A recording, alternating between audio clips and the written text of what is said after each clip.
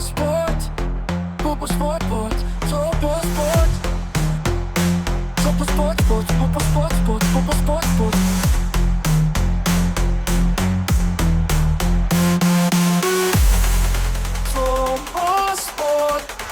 سلام زخبركم تخطاتلتي على توزينا سبورت النهوسن ناي مكتتال لومي عسرت تشعت ميازيا اب كتما فيينا اوستريا ابستخايد ودر ماراثون ايرتراوي اولمبيكاوي اتلت عقبه كبروم كالأي ترتا بمحاس تشلامي برور ميداليا خوينوم نزلومي نمبل 43 غزي استخايد ودر كينياوي فاني كيبروتيج تشلام ورق ميداليا كونلو خلو دحري ايرتراوي عقبه كبرومون كالي كينياوي اتلت تشارلس نيريايو نحاس ميداليا كوسر كيلوم اب مونغو زوم كلت كينياويان اتلتات خوينو نزدمو عود زعتر أولمبيكاوي أتلت عقبة كبرم أب فيينا ماراثون لومي نفلما غزيو أيكونن زورة درزلو نسو زحلف عمتون أبز تاريخاو قرناتات تشلامي نحس ميداليا كم زخونا أيرسعن نيعامي نحس دمايو عقبة لومي بحيال صعري نبرور ميداليا أديبو أزلوم إزبلوس إيرتراو أتلت أبزور الدر بخلت تسعات حمشت دقن سلسان شوعتن كاليتن زبلت أني والكو ساعات زلو أتلت بمنبارون عمي بزحزو درجان كاب كاندي تتأمت أتلتات نايز وددر ينيرو ازناي لوم وددر زغلت فغز يكرملو يتسبيت نيرو نفرق نايت وددر مالتنا 21 كيلومتر نخبر وصل نايت وددر بزسبر فتنة تحالفو صنيحهم جن أتلتات فتنتهم كأنسيوم ترايوم عوض نايز وددر كينياوي كيبروتيج أب 35 كيلومتر مدكعت بزفتسملو كسعبو زخالة أتلت بزي منبارو كسع مودعتا حنصاص بينو خقعس كلو إيرتراو أتلت عقبة كبرم نتكال كينياو جن كسدو يمرصن كساب اغامو داتا كقالو سو دحر مصنح دحر جن كديفو بمخادي برور ميداليا كوسد كيلوم أتلت عقبة ابزي بملكعي محبر اتلتيكس عالم ناي ورق درجه زوهابو وردر كالعي درجه كحز مخالو او وردر ماراثون بقصالي مسقداموت بلوصات اتلتات تسريعو نزمزغبو زلو بلوص وصيز مسكريوم ناي ماراثون وقتي اب زجمرلو زلو ساعات كمز عينت وصيد ممزغابون ابزقصل ناي ميجر ماراثون سوتافيو كساب كندي حيال اتلت كم زخوني باغو انفت زهب زلوم كبروم ابزور الدر اتقند تتقمات اتلت بمنبارو يعنت كلهم تورادرتي نابي اغارو ينيرن كينياوي كيبروتيج امبل 35 كيلومتر مدقعت كفن خلو دما ابكلت توسنت نغرات كم استقرق ريوم تنتنت ناي تورادر زغلصو نيروم نورقي كيغوي جنكا ناي ايروبيك دخمت كيغاطمو فتنت حليخا ابوديم مدياب اتقدميت مرجا ويغب ويكاكب سلازخونت كوستا يدلين بنات فتنت كيدو نزترفو اتلتات غديفو تشلامي برور ميداليا كخون مخالو دما تمكروون بسلتون كساب كندي بزغبا كمستطعملو يزبره نتي ايرتراويان اتلتات ماراثون اينا حسني زبل امر بمزكار دما بلح سغونتيلوم كيلاتات اتلتيكس نادوم غليصملو كند عركي اولمبيكاوي تقلدماي بشكلتا دانيال تخلا هيمانوت زخونه اولمبيكاو عقبه كبروم اب سلس احغورات اب بوديوم زديبه بلوص ايرتراوي اتلت كوينولوم أرتيتا ني جوكورش كفابيلو بهافارتس كجمر موسانو أبوزحات تنتنتي أغروموت فتيرو الله جوكورش بعصر تشمون تشوتتات زلا على مزقاب الشوتو غانا رسيو هافارتس كا أبزغتم نخال أيغزيو مسك أداموت عصر تحادة زسلف زلوم اتان فلما غزي استسلفلا انصار ايفرتون كرتبادو ابستعوتو ليانيرام بزدما تنتنت ناي زغطم غنا قدم صوتا شفاشفت يعينتم حفيه بولو هافارتس ناب انجليز كابز مص اتازبز حشتون اسيستن زغبرلا غانتا سيتي بمخانادو يخون ارتيتا قدامنوت كهو وسين زلام إبرتش إزون أوريغار كموغدا أتحاوي تمليسو أبوتا أسر عسر تتسليفو بمهلاو أبتساقاماي كنفيو أسليفو زلو إزون كالي ززاربه أرستخوين الله إز أبزبوتا نموتا أتاقزي استسلف اللعلت شدش تتحساس ينيرو اتاور الدردما اتامس أرتيتا كمزك يمتو تقلس أنصار أستون بيلا استسعرو ليانيرا أبتقدم إز أبشتو ماتيكاش جيغا خمس فتس ክፈጸመ ይዝእመን ክሪስቲያን ሞስኬራ ንበን ዋይት ኮፋቢሉ ኣብ የማናይ ምክልኻል ጀሚሩሎ ሄንካፒ ድማ በንጻሩ ኣብ ጸጋማይ ሸነኻሎ ካላፊዮሪ ቲምበር ሳካ ገና ካብ መስበርቶም ኣይሓወይን ዘለዎም ፔፕ ጋርዲዮላ ካብታ ኣብ ዝሓለፈ ጸወታ ንቸልሲ ብገፊሕ ዝሰዓረት ጋንትኡ ዝኾነ ለውጢ ከይገበረ ጸወታ እንተጀመረ ዘገርም ኣይኮነን ናይ ኒኮ ኦሬሊ ምስ ሙሉእ ጥዕና ምህላዊው እቲ ዘጠራጥር ነይሩ እቲ እንግሊዛዊ ግን ሽሙ ምስ ቀዳሞት 11 ተዘርዚሩሎ ኣብ ቅድሚቲ ምስ ብሉጽ ቆመኑኡ ዘሎ ሪያን ቸርኪ ጀረሚ ዶኩ አንቶዋይን ሰመኒዮን ኤርሊን ሃላንድን ኣለው ኣብ ተቐየርቲ ወንበር ናይዚኦምን ፎደን ማርሞሽን ሳቪኒዮን ምህላዎም ንጋርዲዮላ ጽቡቕ ድርዒ ይመስል ጸወታ ክጅመር ደቃይቕ ተሪፎ ኣብ ዘለወሉ ደገፍቲ ሲቲ ኣብ ኣፍ ደገ ስታዲየም ኤምሬትስ ኮይኖም ናይ አርሰናል ሕላገት ዘለዎ ጥርሙዝ ይሸጡለው እዚ መሸጣ ድሕሪ ምውዳእ እዚ ጸወታ ክቕጽል ድዩ እቲ ብዙሓት ክምለሰሎም ዝተጸበይዎ ሕቶ እዩ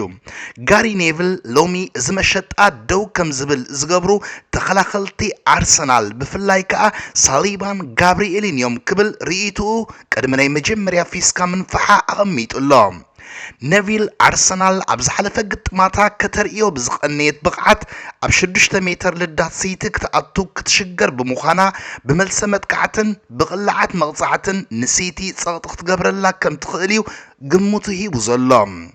ሳሚ ብሊትስ ከዓ ኣብ ስካይ ስፖርትስ ቅልስ ጀረሚ ዶኩን ክርስቲያን ሞስኬራን ክርኢ ተሃንጤለኹ ይብል ኣሎ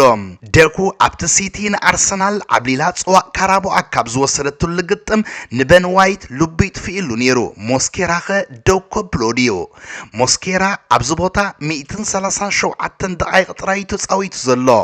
ካብቲ ማልያ አርሰናል ወዲሱ ዝተጻወተሉ 8.5 ሚእታዊት ምዃኑ እዩ ስለዚ ኣብ ኢትሓድ ከቢድ ፈተነ ይጽበየሎም ሚካኤል አርቴታ ከመሰልጣን አርሰናል ቅድሚ ሎሚ ኣብ ፕሪሚየር ሊግ ገይርዎ ዘይፈልጥ እዩ ሎሚ ክገብር ክፍትን ኣብ ኢትሓድ ስታዲየም ናይ ፕሪሚየር ሊግ ዓወት ምምዝጋብ አርሰናል ንመወዳእታ ግዜ እዚ ዝገበረትሉ ዕለት ወርሒ ጥሪ ናይ 2015 ነይሩ ብሸቶታት ሳንቲ ካዞላን ኦሊቨር ጅሩድን ጌራ ክልተ ባዶ ተዓዊታ ነይራ 11 ዓመታት ሓሊፉሎሞ አርቴታ ሓድሽ ታሪክ ንምጽሓፍ ድልው ደሎም መርበብ ሓበሬታ ቢቢሲ ናይ 30,000 ሰባት ግምት ውጽኢት ሰሚዑ ነይሩ 69 ሚእታዊት ሲቲ ትዕወት ኢሎም ኣለው 21 ሚእታዊት ማዕረ እቶም ዝተረፉ 10 ሚእታዊት ከዓ ኣብ ጎኒ አርሰናል ደው ዝበሉ እዮም ክልተ ሰልጠንቲ ኣብ ሕንጻጽ ሜዳ ኮይኖም ቸስ ክጻወቱ ተዳልዮም ኣለው 22 ተጻወትቲ ከዓ ንሓንቲ ኩዕሶ ኣብ ውሽጢ ሜዳ ኣትዮም ኣለው አርሰናል ኩዕሶ ካብ ድሕሪታ በጊሳ ክትጻወት ኣብ ተሓስበሉ ዘላ ኣብ ቀዳሞት 4 ደቂቕ ክልተ ጌጋታት ክትፍጽም ክኢላላ ፈለማ ቅልስ ሞስኬራን ደኩን ቀልጢፉ ንኽጅምር ከተቃልዕ ኸላ ካልኣይ ግዜ ግን ራያ ኩዕሶ ክቆጻጸር ክብል ኣጥፊኡዋ ነይሩ ነታ ካብ እግሪ ራያ ሞሊቃ ዝነበረት ኩዕሶ ሃላንድ ቀዲሙ እንተዘመዝግባ ነይሩ ሞራል አርሰናል ኣብ ዝግጥም ንኽምለስ ከቢድ ዓቐብ ምኾነ ነይሩ ጋሪ ኔቭል አርሰናል ኣብ ቀዳሞት 10 ደቂቕ ንምንታይ ከምዚ ዓይነት ሓደገኛ ጸወታ ትጻወታላ ክርዳእኒ ኣይክእልን ኢሉ ነቐፌታ ቀሚጡሎም አርሰናል ካብ ጌጋ ራያ ብዕድል እንተወጸት ሓደ ደቂቕ ጸኒሓውን ካብ ልዳታ ከተርሕቕ ዘይከኣለት ኩዕሶ ሃላንድ ካብ ኦሬልን ዝተቐበላ ተላጊዓ ኣብ ዝተመልሰትሉ ቸርኪ ዓንዲ ልዳት አርሰናል ሓሪምዎም ሓይድድ ኣውሒድዋ እምበር ኣብ ነፍሲ ራያ ሓሪማውን ናብ ሰኪዐት ክትኣቱ ተኽእሎ ነይርዋ እዩ ሲቲ እታ ኩዕሶ ፈለማ ኣብ ኢድ ጋብርኤል ሓሪማያ ኢላ ፍጹም ቅላዕ መቕጻዕት እንተሓተተት ጋቢ ግን የእዳውን ድሕሪት ገይሩ ብምንባሩ ኣብ መንኩቢያ ሓሪማ ነይራ ጸወታ ገና ምጅማሩ ርስኒ ዘለዎ ይመስል ኣሎ አርሰናል እውን ዋላ እኳ ንታርጌት ልዳት ሲቲ ዝቐንዓ ኣይኹና ደፊኣ ያጻወት ዘላ ኣብ ቀዳሞት 11 ደቂቕ 3 ናይ ማዕዝን ቅልዓት ክትረክብ ምኽኣላ ናብ ልዳት ሲቲ ትጽጋዕ ከም ዝነበረት እዩ ዘብርህ እዚ ግጥም ሸቶታት ከም ዝረኣዮ ርጉጽ ይመስል ኣሎ ኩሎም ተንተንቲ ናይ ዝውድድር ብሓደ ድምፂ ዘስምዕዎ ዝነበሩ እዩ አርሰናል ኣብ ዝግጥም ክትጥንቀቐሉ ዘለዋ ተጻዋታይ ሪያን ቸርክ ምዃኑ ቅድሚ መዓልታት ይዝረብ ነይሩ እዩ አርሰናል ግን ዕሽሽላቶላ ሪያን ቸርኪ ሄንካፒ ራይስ ጋብርኤል አብዝነበሩሉ ጸቢብ ልዳት አርሰናል ንጋብርኤል ሰጊሩ በየእጋር ሳሊባ ይሕሊፉ ንሲቲ ብብልጽ ሽቱ መሪሕነታት ሒዙዋሎ ተኸላኸልቲ አርሰናል ክገብርዎ ዝግብኦም ብዙሕ ነይሩ ራያ ግን ክገብሮ ዝኽእል ኣይነበረን ኩዕሶ ካብ ሰኪዔት ኣውፅኡ ጸወታ ክጅምሩ ክህቦም እንተዘይኮይኑ ቸርኪ ኣብ 15 ናይ ፕሪምየር ሊግ ጸወትኡ እዚኣ ቀዳሚት ናይ ፕሪምየር ሊግ ሽቱ ግን ክንደ 15 አንተ ተባህለት ዘይግባ አይከውነን ጋሪ ኔቭል አብዛ ሐለፈ አምባሳደር ርእሰ ምትእማን ኢለዮ ነይረ ሎሚ ኸኣ አምባሳደር ብልሒ ኢለዮ ኣለኹ ክብል አድኒቕዎም ተንተንትናይ ዝግጥም ብሽቶሪያን ቸርክ እናተዛረቡ ደናሩማ ኣብ ቦርትኡ ኩዕሶ ኣብ ናይ ኢድ ዳርባ ተቐቢሉሎ ኣብ እግሩ ኣብ ዘውረደሉ ካይ ሃቫርትስ ለጊብዎ እታ ዝቐልዓ ኩዕሶ ድማ ኣብ ሃቫርትስ ተጋጭያ ንኣርሰናል ኣብ ማዕርያርያ ታላ ሃቫርትስ ናይ ዝወቕቲ ቀዳመይትን ናይ ፕሪምየር ሊግ ሽቱ እዩ መዝጊቡ እቲ ዘገርም እታ ናይ መወዳእታ ሽቱ ከዓ አንጻር ሲቲ ምንባራያ አርሰናል ካብ ደናሩማ ክትረኽቦ ዘይተሓልሞ ጽቡቕ ህያብ ረኺባ ጸወታ ሓደ ብሓደ ይቕጽል ኣሎ ክልቲአን ሸቶታት ናይ 107 ካልኢት ፍልይ ዘለወን አርሰናል ንሽቶሪያን ቸርኪ ርእሳ ድኒና ከመይ ኣቢላ ናብ ጸወታ ክትምለስ እያ እናተባህለ ደናሩማ ባዕሉ ሞራላ ይሕዲሱ መሊስዋ ኣሎ 35 ኮይኑ ዘሎ ኣብ ዝሓለፉ ግጥማት ጋብርኤል ንሃላንድ ክሕዞ ይዝረአ ነይሩ ሕጂ ግን ሳሊባ ዝያዳ ምስ ሃላንድ ክጠማጠም ይዝረአ ዘሎ ጋብርኤል ነቲ ሓደገኛ ቸርኪ ኣብ ምምዕዳው እዩ ዘሎ ጋሪ ኔቭል አርቴታ ብጆኮረስ እንተዝጅምር ዝብል ርእይቶ ሂብና ነርና እንተኾነ ግን ሃቫርትስ ሓንቲ ሸቶ መዝጊብሎ ብላዕሊ ንዝመጽኣ ኳዕሳሱ ከዓ ንኹለን ብርእሱ ሃሪሞን ኣሎ ስለዚ ዛጊ ጽቡቕ ምርጫ ይመስል ኢሉ ሳምብሊት ዝውን ልክዕ ከም ኔቭል ተመሳሳሊ ርእይቶ ክህብ ከሎ ዴክላን ራይስ ኣብ ማእከል ሜዳ ንሮድሪ ምዕብላሉ ድማ ሲቲ ፖሴሽን ንኸይትሕዝ ዓንቂፅዋ ከም ዘሎ ገምጊሞም ቀዳሚት ብጫ ካርድ ናይ ዝግጥሙን ኣብዚ ሰዓት እያ ተዋሂባ ንሞስኬራ ሓደ ሰዓት ዝኸውን ግዜ ብሕጂ ብምህላው እቲ ስጳኛዊ ምስ ደኩ ኣብ ዝቃላሰሉ ክወፅኦ ድማ ተባሂሉሉ ሞስኬራ ግን ንቕድሚት ከይዱ ነታ ካማዱ ከዝተቐበላ ኩዕሶ ብየማናይ ክንፍ ኮይኑ ኣብ ልክዕ ቦታ ኣብፅሒዋ እኳ እንተነበረ ኣብ ውሽጢ ልዳት ሲቲ ዝጸንሐ ሃቫርትስ ግን ብዝግባእ ኣይረኸባን እግሩ ሃሪማ ወፅያ ኩዕሶ ናብቲ ካልእ ልዳት ኣብ ዝኸደትሉ ቸርኪ ሎሚን አርሰናል ዝገድፋ ይመስል የለን ሕጂ እውን ንጋብርኤል ሓሊፉ ንሰመንዮ ዝቐበሎ ኩዕሶ ሄንካፒ ደኣ ብዝግባእ ተኸላኺልዋ እምበር ሓደገኛ ነይራ ጋሪ ኔቭል ጋብርኤል ካብ ሳንዱቕ ፍጹም ቅላዕ መቕጻዕቲ ጋንትኡ ክወፅእ ኣለዎ ንምንታይ ኣብ ድሕሪት ጥሒሉ ይገርመኒ ኣሎ ብምባል ርእይቱ ሂቡ ላውራ ሃንተር ከዓ ኣብ ኢትሓድ ስታዲየም ኮይና ቸርኪ ክልተ ጋብርኤል ባዶ ክትብል ጽሒፋላ ዝተወሰኸ ሸቶ ግን የለን ቀዳማይ 45 ደቂቕ ኣኺሉ ሲቲ 1 አርሰናል 1 ክልተ ስጳኛውያን አሰልጠንቲ 45 ደቂቕ ናይ ቸት ጸወትኦም ኣዛናይ ነይሩ እቶም ቀንዲ ጋጣሚታት ናይ ዝግጥም ብሉጻት ግን ከዓ መገረምቲ እውን ነይሮም እዮም ንሽቶ አርሰናል ዘመዝገበ ሃቫርትስ 5.5 ኪሎ ሜትር ኣብ 45 ደቂቕ ጎዩ እቲ ናይ ሲቲ መዘንኡ ቸርኪ ከዓ 5.4 ኸይዱሎ ጋሪ ኔቭል ኣብ ዝሓለፈ አንጻር ቸልሲ ጋርዲዮላ ንተጻወቱ ድሕሪ ዕረፍቲ ከም ሓዊ ወሊዕዎም ኣብ ግጥም ፍጻመ ካራቦ ኣካቡን ብተመሳሳሊ ኣብ ዝቕጽል 45 ደቂቕ አርቴታ ድዩ እቲ ናይ ልምምድ ሓዊ ክውልዖ ወይስ ጋርዲዮላ መኒው ኣብ ባርዓ ሓዊ መኒኸ መጥፋ ሓዊ ክንርኢ ናይሉ ዓጺወሎም አርሰናል 33 ጸወታታት 71 ነጥቢ ሲቲ 65 ነጥቢ 32 ጸወታታት ይዘሎ ሰሌዳ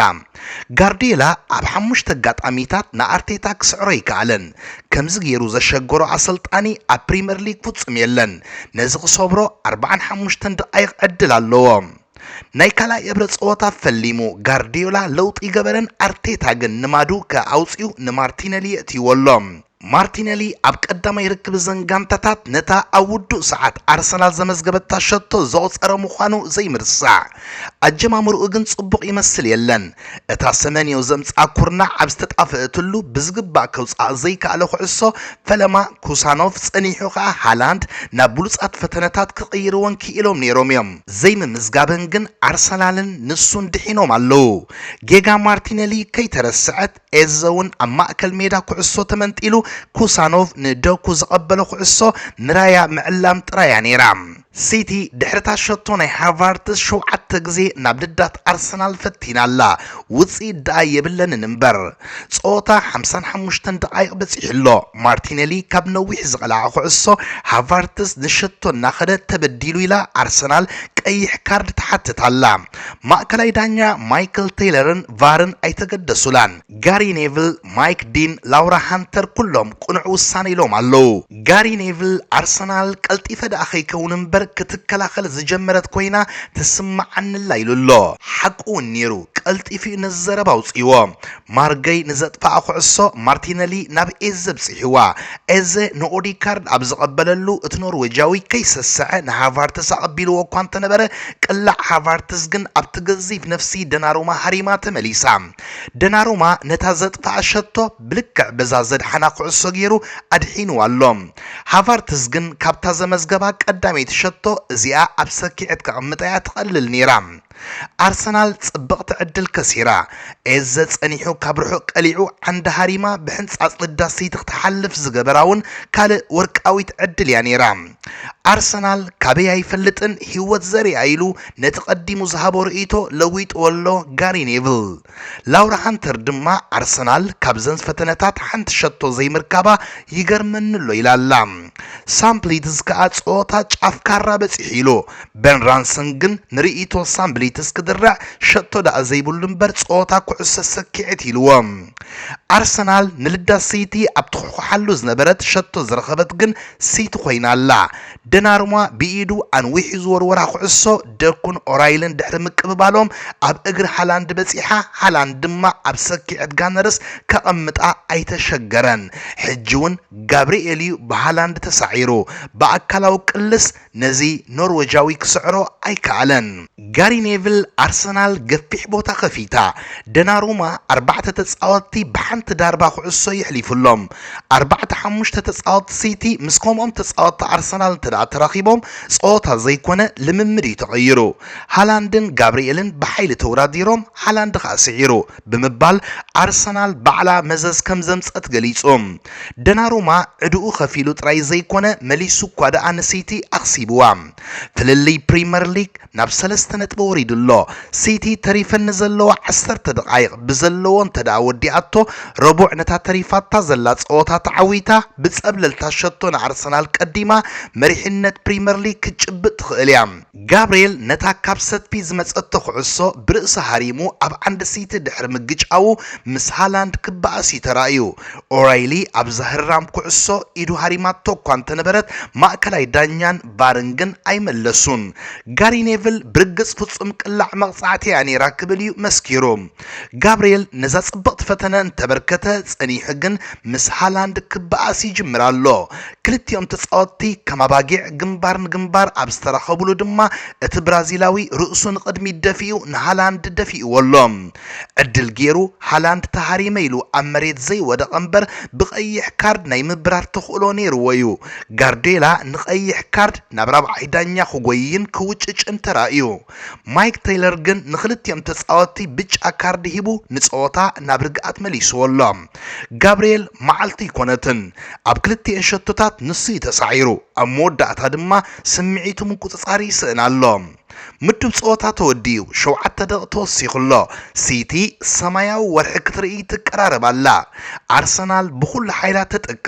ጋብሪኤል ብርእሱ ክፍትን ተዓጊቱ ትሮሳርድ ካብ የማናይ ክንፍ ዝለኣኻ ኩዕሶ ግን እታ ንስታድየም ኢትሓድ ኣብ ጸጥታ ክትእቱ ትኽእል ዝነበረት እያ ሃቫርትስ ብርእሱ ሙሉእ ረኺብዋ እኳ እንተነበረ ንስክላ ግን ልዒላ ወፅያ ኣይኮንን ደገፍቲ አርሰናል አርቴታውን ኣብ ሳዕሪ ኢትሓድ ብስምዒት ክወድቕ እዩ ተራእዩ ተጻወትን ደገፍትን ሲቲ ማእከላይ ዳኛ ናይ መወዳእታ ፊስካ ክነፍሕ ይጽውዑ ኣለዉ እታ ዝደለየዋ ድማ መጽያ ሲቲ 2 አርሰናል 1 ጸወታ ተወዲኡ ተጻወት ሲቲ ዋንጫ ከም ዝወሰዱ ጽምብሎም ንደገፍቶም ይገልጹ ኣለዉ ኣብ ገጽ ተጻወት አርሰናል ድማ አንጻር ናይዚ ይርአ ነይሩ ሲቲ እንኳዕ ዳሎም ተዓወትኩም በር ብድሕሪዚ ባዕለይ ኣለኹ ትብል ዘላ እያ ትመስል ሃላንድ ኢዱ ኣብ እዝኑ ገይሩ እንታይ ይበሃል ኣሎ ኢሉ ክሓትት ቸርኪ ኣብ አርማታ ጋንታ ይእዳው ከንብር ጋርዲዮላ ብክልተ እዳው እንደገፍቱ ሳላኹም ይቅብል ኢትሓድ ስታዲየም ብሰማያዊ ሕብሪ ደሚቆም ኣብ ካልእ ግጥማት ኣስቶን ቪላ ንሳንደርላንድ 4-3 ሊቨርፑል ንኤቨርተን 2-1 ሲዕረነን ኣለዋ ንቦታ ቻምፒዮንስ ሊግ ዝካየድ ዘሎ ቅልስ ኣብ ዝቕፅል መደብና ከቕርቦ ኣርሰናል 70-67 ሓደ ፀወታ ተረፍ ኣለዋ ዩናይትድ 58 ኣስቶን ቪላ 58 ሊቨርፑል 55 ቸልሲ 48 ፕሪምየር ሊግ ዝመጽእ ሰሙን ክምለስ እዩ ነዚ ዕለት ዘዳለኽዎ ትሕዝቶ ዝተፈጺሙሎ ስለምክትታልኩም ብልቢ የመስግን ሰላም ወሰናይ Topo Sport. Topo Sport. Topo Sport. Topo Sport. Topo Sport. Topo Sport. Topo Sport. Topo Sport. Topo Sport.